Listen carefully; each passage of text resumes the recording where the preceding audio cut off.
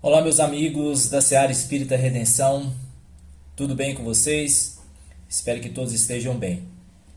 Mais uma vez nós nos encontramos aqui para podermos falar a respeito do Evangelho de Jesus. Quero agradecer pelo convite, pela oportunidade e espero que possamos ter alguns minutos ao lado de Jesus, ao lado dos benfeitores espirituais, para que possamos aumentar as nossas virtudes, para que possamos aumentar a nossa fé, a nossa esperança e o nosso amor. E principalmente nesse momento, onde nós nos encontramos distanciados, mais próximos através do amor e desse sentimento que é tão importante para que a gente possa ultrapassar esta tempestade. Fico mais uma vez agradecido pelo convite e hoje nós estamos aqui para falar sobre um tema que é o vigiar e orar. E nós vamos basear hoje a nossa fala numa mensagem de Emmanuel que está no livro Fonte Viva. Mas antes nós iremos fazer a nossa prece de abertura dos nossos trabalhos e em seguida nós iremos buscar ler esta mensagem e buscar interpretar ainda de uma forma simples o que Emmanuel nos traz a respeito desse ensinamento de Jesus: vigiar e orar. Então, nesse momento, eu convido a todos a fechar os olhos. Mestre Jesus, nos encontramos aqui mais uma vez reunidos em Teu nome, para podermos continuar a nossa jornada, a nossa caminhada em busca do nosso progresso, da nossa melhoria. Abrimos as nossas casas para receber também os benfeitores espirituais, esses amigos que sempre nos acompanham, que sempre nos intuem para o bem. Que possamos continuar esta caminhada tendo o Mestre Jesus como guia e modelo para todos nós. E temos a certeza que Ele jamais nos abandona, que Ele está sempre segurando em nossas mãos para que possamos continuar a andar sobre as águas.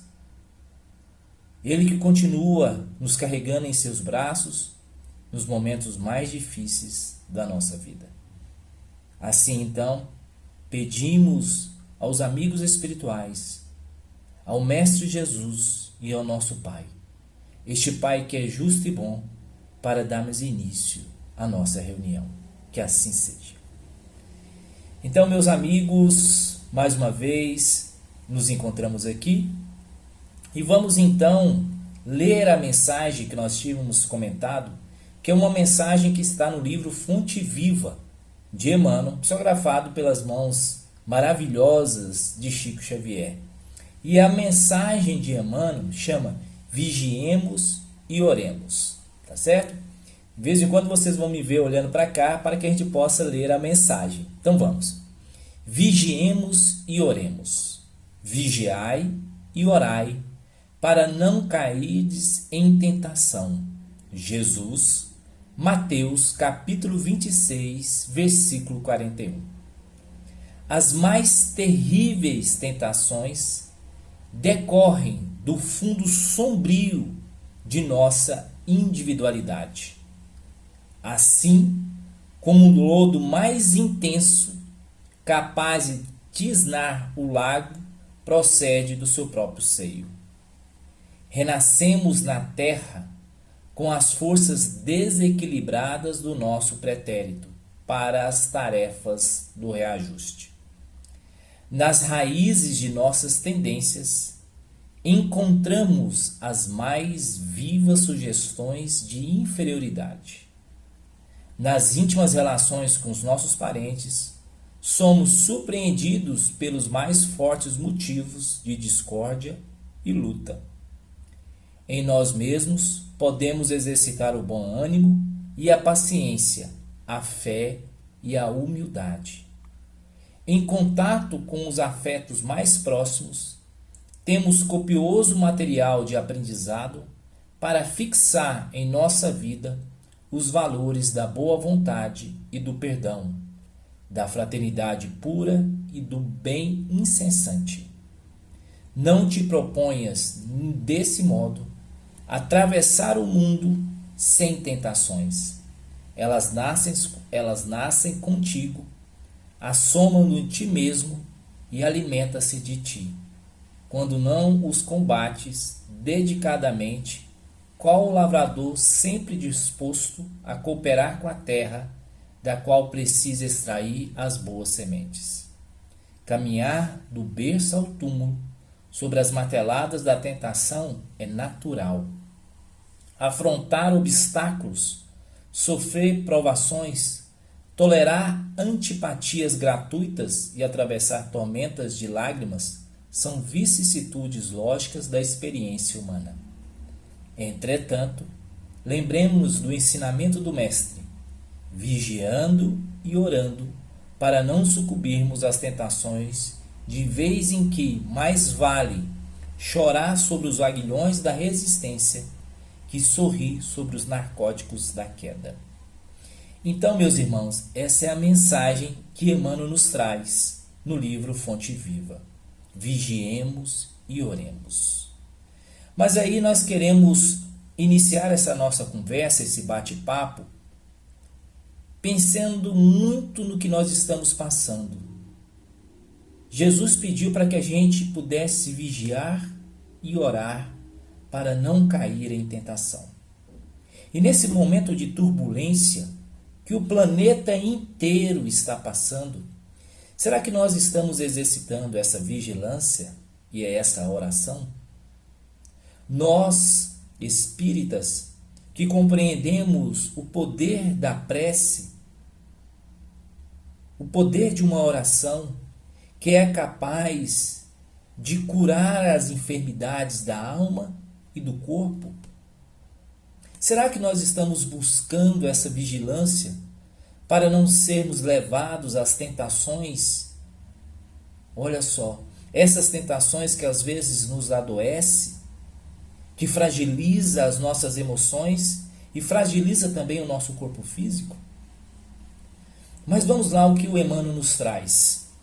Olha só, ele começa dizendo: as mais terríveis tentações decorrem do fundo sombrio da nossa individualidade.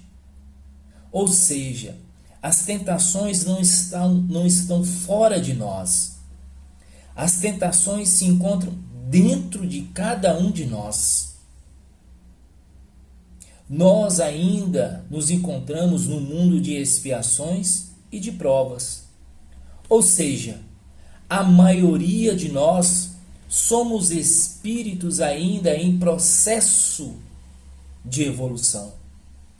Ainda temos muito a caminhar.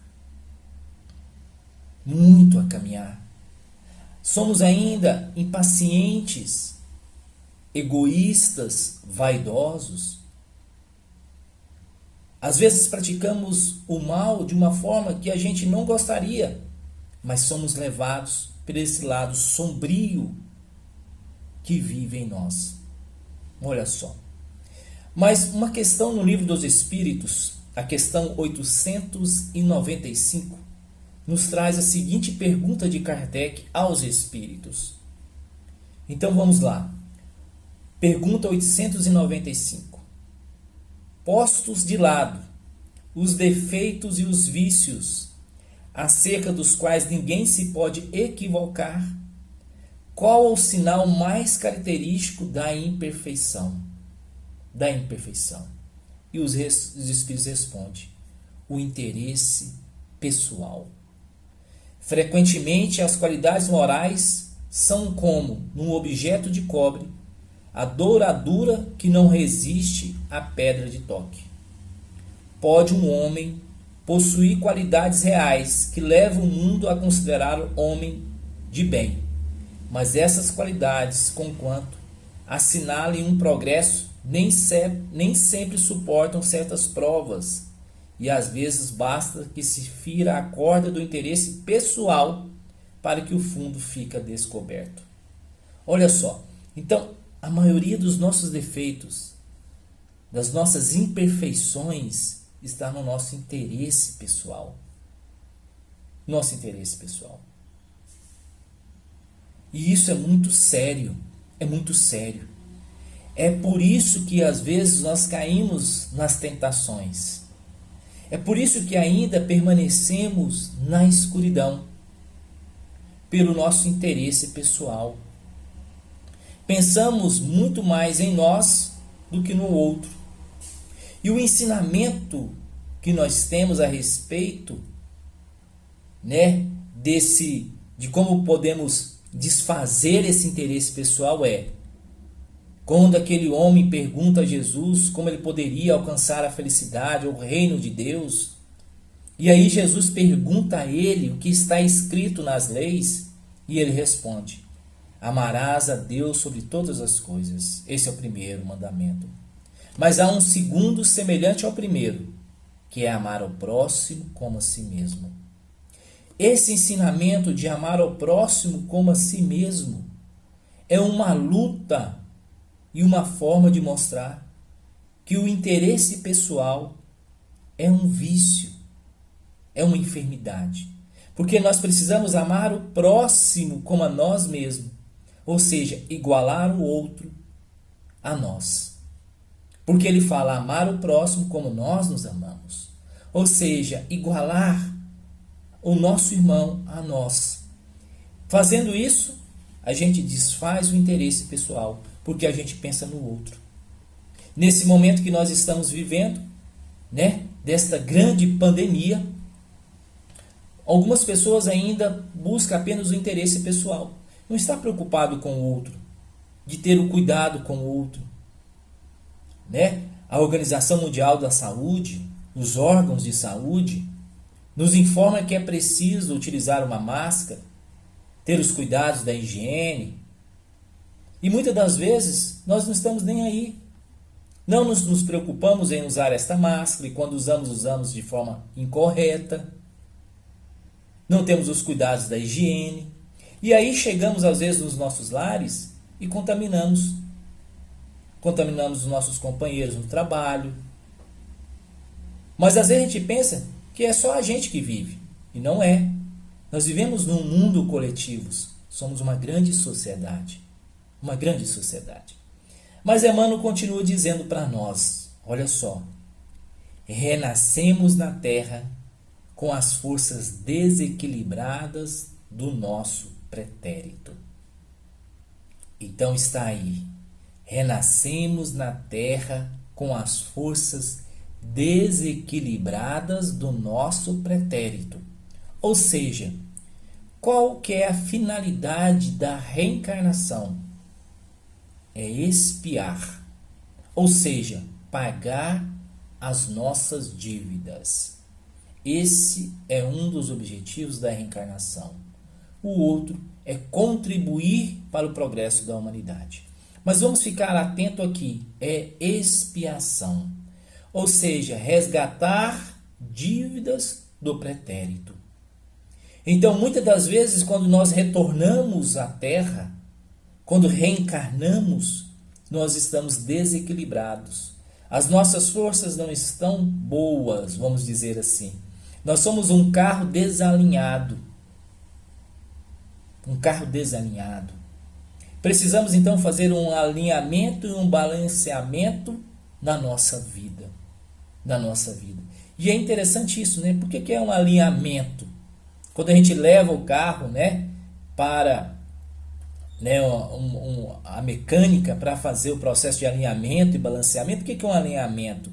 Ou seja, é regular a direção, regular os pneus, para que não haja desgaste irregular. Olha só, irregular. O que é fazer um balanceamento? É verificar se a direção está boa. Se a direção está boa. Então, quando nós reencarnamos, nós viemos para cá para alinhar e balancear o nosso espírito. O nosso espírito. Verificar se não tem algo fora do eixo. fora do eixo. Colocar em reajuste as nossas obrigações. Porque nós cometemos no passado vários erros. Vários erros. E Deus, na sua justiça e na sua bondade, nos dá a oportunidade de retornarmos, de nos retornarmos para reajustarmos novamente, para nos alinharmos com Ele, com as suas leis. Estas leis que é de amor, que é de justiça, que é de caridade. Olha só. Então nós temos oportunidades. Então, ao reencarnar, nós precisamos alinhar as nossas forças para podermos continuar a nossa caminhada, a nossa jornada. A nossa jornada. Emmanuel continua nos dizendo: nas raízes de nossas tendências encontramos as mais vivas sugestões de inferioridade. Olha só, de inferioridade. Nas raízes de nossas tendências encontramos as mais vivas sugestões de inferioridade. E aí eu me lembro do capítulo 17, Sedes Perfeito, no Evangelho segundo o Espiritismo, aonde vai falar sobre os bons espíritas. E lá, os espíritos vão nos falar que se reconhece o verdadeiro espírita pela sua transformação moral e pelas lutas diárias contra as suas más inclinações ou más tendências.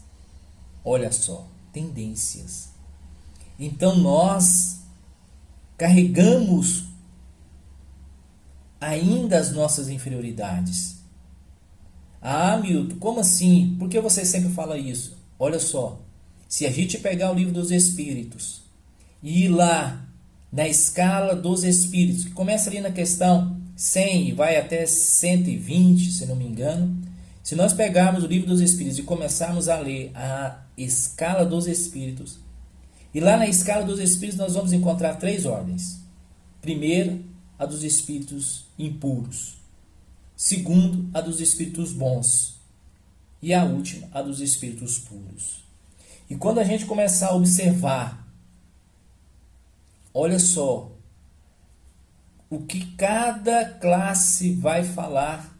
Quando a gente pega a ordem dos Espíritos impuros, e lá verificamos espíritos zombeteiros, espíritos pseudo-sábios, espíritos brincalhões, espíritos maus, e aí a gente começar a observar como são esses espíritos, como eles são classificados, né? Quais são o perfil de cada um deles, a gente começa a observar que nós nos encaixamos, às vezes em muito mais de uma classe. Olha só. Então ainda nós temos as nossas forças desequilibradas, que prejudica, às vezes, a gente enxergar Jesus, que é o guia e modelo. Ou seja, Jesus é o farol para nós. E as nossas más tendências, às vezes, faz com que a gente não consiga enxergar Jesus nos levando ao Pai. E aí a gente sai do caminho, se perde. Nós somos aquela ovelha, às vezes, desgarrada, que foge do rebanho, porque a gente se perde nas nossas más tendências. Ou seja, as nossas forças, como diz o Emmanuel, estão desequilibradas. Desequilibradas. Né? Mas aí ele fala sobre essas tendências. E aí na Revista Espírita, de 1858, outubro de 1858, Kardec fala para nós: pela inferioridade física e moral de nosso globo, na hierarquia dos mundos, os espíritos inferiores aqui são mais numerosos do que os superiores. Ah, eu estou vivendo num mundo de expiações e provas. E aí, nesse mundo de expiações e provas, a gente vê tanta coisa ruim. Vê. Realmente a gente vê. A gente vê com os nossos olhos da carne. Ou às vezes a gente sente com a alma. Com a alma. Às vezes não temos a visão física, mas conseguimos sentir com a alma. A gente, mais uma vez eu trago aqui, a experiência que nós estamos vivendo. A experiência que nós estamos vivendo. Então, muitos de nós nos deparamos com algumas atitudes cruéis. Cruéis. Um exemplo. Há pouco tempo atrás, a gente viu nos noticiários um jovem que estava vivendo em uma caixa d'água, acorrentado pelo pai e pela madrasta. Olha só, que terrível! Uma criança estava acorrentada dentro de uma caixa d'água e lá ele não tinha sequer o que comer e o que beber. Então a gente vê aí que ainda há neste mundo muitos espíritos inferiores. Quantos de nós às vezes temos atitudes, né? Pensamos às vezes, né, em cometer alguns delitos. Às vezes a gente não comete em ação, mas comete em pensamento. Né? Mas continuando, Emmanuel vai nos trazer. Nas íntimas relações com os nossos parentes, somos surpreendidos pelos mais fortes motivos de discórdia e luta. Nem sempre nós convivemos com espíritos afins ao nosso redor. Nem sempre. São espíritos que estão na mesma situação que nós, que traz também as suas más tendências, mas são espíritos que colaboram para que a gente possa sermos pessoas melhores. Mas em algum momento nessa relação, há discórdia, há luta, né? E esses espíritos são espíritos afins. Mas espíritos afins que às vezes pensam de forma diferente. E ao pensar de forma diferente, aí surgem as discórdias e a luta. E é por isso a importância da vigilância e da oração. Tudo isso que nós já comentamos está ligado diretamente à nossa vigilância e à oração. Porque quando nós abrimos a porta para as nossas más tendências, significa que nós estamos invigilantes. Quando nós deixamos que as nossas forças ficam desequilibradas, ou seja, nós estamos invigilantes. E a oração é um combustível para que a gente possa nos equilibrar, evitar às vezes a discórdia, as lutas, os embates pessoais, né? E aí Emmanuel vai. Em nós mesmos podemos exercitar o bom ânimo e a paciência, a fé e a humildade. Então Emmanuel nos dá a tarefa de exercitarmos em nós a virtude do bom ânimo, da paciência, da fé e da humildade. E nesse momento, quantos de nós estamos impacientes por estarmos, vamos dizer assim, em nossas casas? Em nossas casas. Às vezes queremos que os centros abram as portas, queremos que tudo volte ao normal, né? Mas nesse momento é um momento de paciência. Jesus disse para Tiago, paciência e coragem. Jesus disse a Tiago, paciência e coragem.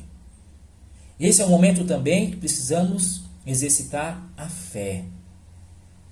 E Jesus nos pediu fé, não a fé gigante, mas uma fé do tamanho de um grão de mostarda. Olha só, de uma menor semente.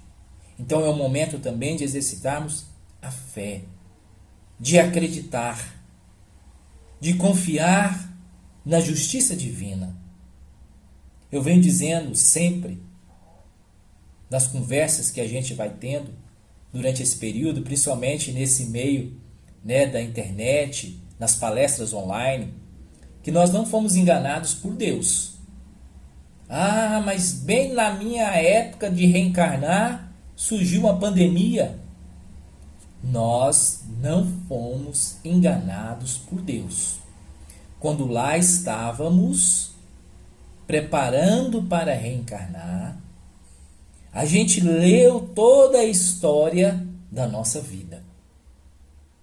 E ao ler este livro da nossa vida, há um capítulo lá que estava falando sobre esse momento, pandemia. Então esse é um momento que a gente precisa ter confiança, fé, para podermos andar sobre essas águas. Pedro pede para Jesus para ir até ele. Mestre, posso ir até o Senhor? Jesus pode. Então ele começa a andar sobre as águas. E um momento ele perde essa fé e afunda. Mas Jesus vai lá e estende a mão a ele. Mas Pedro sai do barco, dá alguns passos. Nós precisamos também caminhar. E se a nossa fé às vezes for abalada, a gente precisa confiar em Jesus, pois é Ele que vai nos levar para a outra margem do rio. É Ele que comanda este barco. É Ele que governa todo o planeta Terra. Então nós precisamos ter fé e sermos humildes. Emmanuel continua, meus irmãos. Em contato com os afetos mais próximos, temos copioso material de aprendizado para fixar em nossas vidas os valores da boa vontade e do perdão, da fraternidade pura e do bem incessante. Olha só, nos encontramos nas nossas casas. Quantos pais se encontram com seus filhos nesse momento? Alguns estão desesperados porque as escolas estão fechadas, mas tenha a oportunidade de estar ao lado dos filhos. Quanto muitos deles nem sequer sabiam como eram desenvolvidas as tarefas escolares. Olha só. Então ele tem um momento de estar ao lado do filho. E nós temos às vezes a oportunidade de estar ao lado de um desafeto, fechado no mesmo lugar, na mesma casa. E ali então exercitarmos o perdão. Perdoar. Perdoar. Exercitar esse perdão que nos faz aproximar ainda mais de Deus. De Deus. Às vezes o erro não está nem no outro, está em nós, porque as nossas forças estão desequilibradas. Né? É aquilo que coloca Emmanuel lá no início, né? É o fundo sombrio da nossa individualidade. Então é um momento de podermos exercitar o perdão, a fraternidade. A fraternidade. E a oração é um exercício e uma ferramenta que nos coloca nessa posição. Ah, Milton, eu queria poder ajudar, sair. Tem tantas pessoas passando dificuldades materiais. Eu gostaria de poder entregar um prato de comida. Às vezes você não pode, mas a sua oração pode chegar. Então as nossas orações nos colocam mais próximo do Mestre Jesus. Mais próximo do Mestre Jesus. E aí, nós caminhando já para o encerramento, mas ainda trazendo algumas partes da mensagem de Emmanuel. Emmanuel vem falar: caminhar do berço ao túmulo, sobre as marteladas da tentação, é natural. Todo mundo queria nascer e morrer sem passar por nenhum problema, sem nenhuma dificuldade. Mas Emmanuel fala para nós: caminhar do berço ao túmulo sobre as marteladas da tentação é natural. Afrontar obstáculos, sofrer provações, tolerar antipatias gratuitas e atravessar tormentas de lágrimas são vicissitudes lógicas da experiência humana. Olha só. E aí eu trago uma parte que está no Evangelho segundo o Espiritismo, no capítulo 14, no item 9, que é o item da instrução dos Espíritos. Tem uma parte lá, olha só, capítulo 14, o item 9. Fala assim: Deus não dá prova superior às forças daquele que a pede, só permite as que podem ser cumpridas. E aí Santo Agostinho que nos traz essa mensagem. Deus não dá prova superior às forças daquele que a pede. Então, nós vamos, ao nascer e ao desencarnar, passar por algumas provas e expiações, mas são provas e expiações que estão conforme as nossas forças. Deus não coloca cruz pesada em ombros fracos.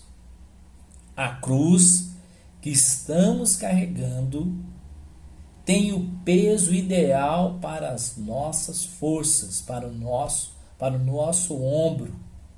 Olha só. Porque é aí que está a justiça, o amor de Deus. Por isso que Deus é justo e bom. Justo e bom. E esse peso dessa cruz somos nós que a colocamos. É nós que construímos a nossa cruz. Então nós sabemos muito bem qual o material que iremos construí-la, qual é o peso que iremos colocar, né? E aí eu me lembro de uma história que aí quando um anjo estava levando a todos nós, aí eu penso nesse anjo Jesus, que é o guia e modelo para toda a humanidade, levando todos nós e nós carregando, cada um carregando a sua cruz. E aí em um determinado momento,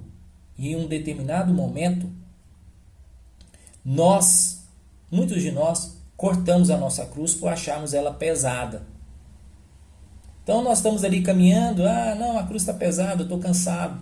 Vamos lá e serramos um pedaço da cruz. E assim fazemos durante a nossa caminhada, a nossa jornada.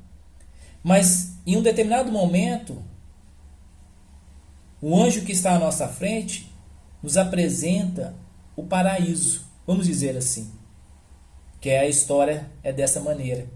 E ele fala para nós, para alcançar o outro lado, que é o reino de Deus, é preciso que você utilize a sua cruz.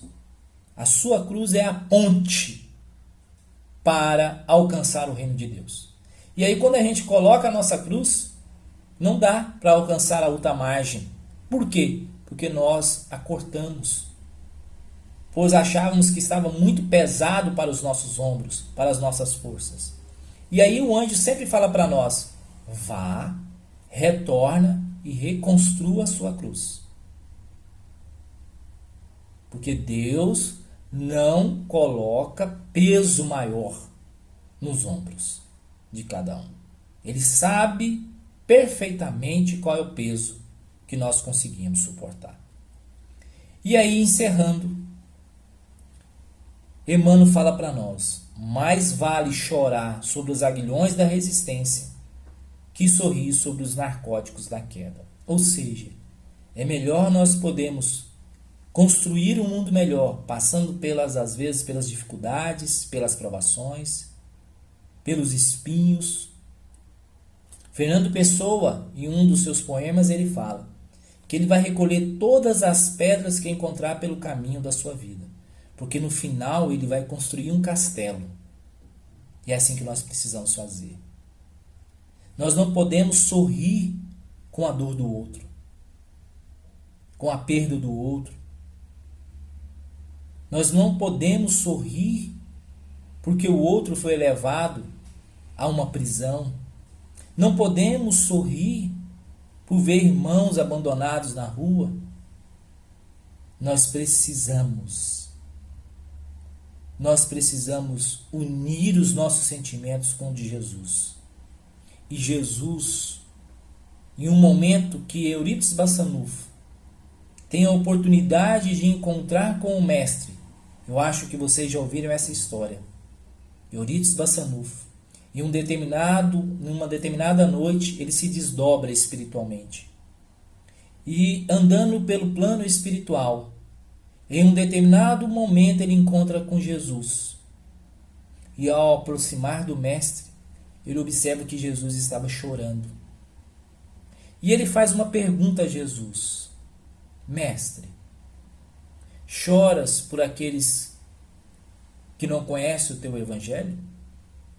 E Jesus responde a Eurípides: Não, Eurípides, eu não choro por aqueles que não conhecem o meu evangelho. Eu choro por aqueles que conhecem o meu evangelho, mas não praticam. E aí Eurípides então entende e retorna ao corpo físico, e a partir dali ele não para um dia sequer de auxiliar e de amar o próximo. Então nós precisamos exercitar este amor. Exercitar este amor tão grande. Exercitar a nossa fé. Continuarmos na nossa vigilância nesse momento. E orarmos para que possamos em breve nos encontrarmos novamente reunidos. Eu agradeço imensamente a todos pelo carinho, pela paciência.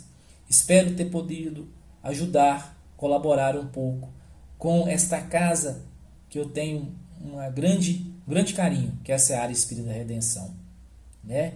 E em breve nós estaremos novamente juntos, reunidos fisicamente, mas tenhamos os cuidados necessários. Temos os cuidados necessários. Observamos o que a ciência nos mostra. O Espiritismo tem 3 pilares: ciência, filosofia e religião. Nós não podemos tirar esses pilares de nossas vidas, de nossa doutrina, do movimento espírita.